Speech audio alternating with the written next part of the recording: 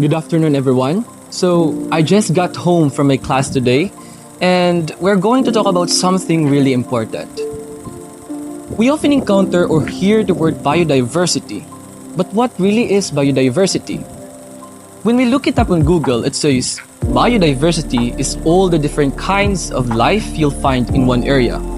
The variety of animals, plants, fungi, and even microorganisms such as bacteria that makes up the natural world. So, if that's it, then why does it matter? Why do we need to protect it? You see, life without biodiversity, crops will fail due to lack of pollinators. Marine ecosystems will become barren without fishes. The communities will face devastating floods without forests and mangroves.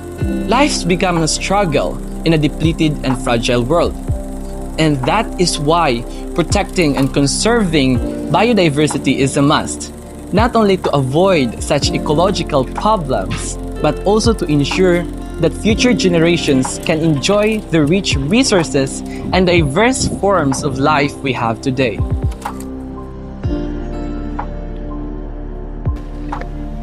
Now, do humans have role in its environment? If so, then what? You see, humans have been dependent on its environment since prehistoric times to the present. We have utilized resources around us for survival and over time for convenience and luxury. But here's the problem. We have become greedy. We take more than what we truly need. As a result, consequences arises. Our cruelty toward nature has led us to forget the critical rules we as humans have on maintaining the balance in our environment. So, what roles am I referring to? We can simply be caretakers, innovators, and responsible consumers. So, caretakers, protecting the environment and ensuring its health and sustainability. To be an innovator, to develop technologies and practices to reduce environmental harm. And of course, to be a responsible consumer, to use resources wisely and avoiding waste. So, by simply doing those things or by being one of those things can simply benefit, not just simply, can really benefit our environment. So, what are you waiting for? Be responsible and do good not only to yourself but to the environment as well. But the real question is, how do we conserve and protect biodiversity? Conserving and protecting biodiversity starts with awareness and action. So, we have some practical steps we can take. First is education and advocacy. Through this, we can teach others about the importance of biodiversity and the threats it faces. Raise awareness in your communities and encourage collective action. The next one is sustainable practices. Support and adopt sustainable farming, fishing, and forestry practices to reduce habitat destruction and overexploitation.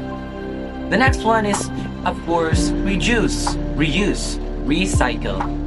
It is to minimize waste by rethinking how we consume and dispose of products. The other one is to conserve natural habitats, to protect forests, wetlands, and marine ecosystems by supporting conservation programs and laws. And also to support green initiatives, to participate in tree planting, coastal cleanups, and other activities that directly improve the environment.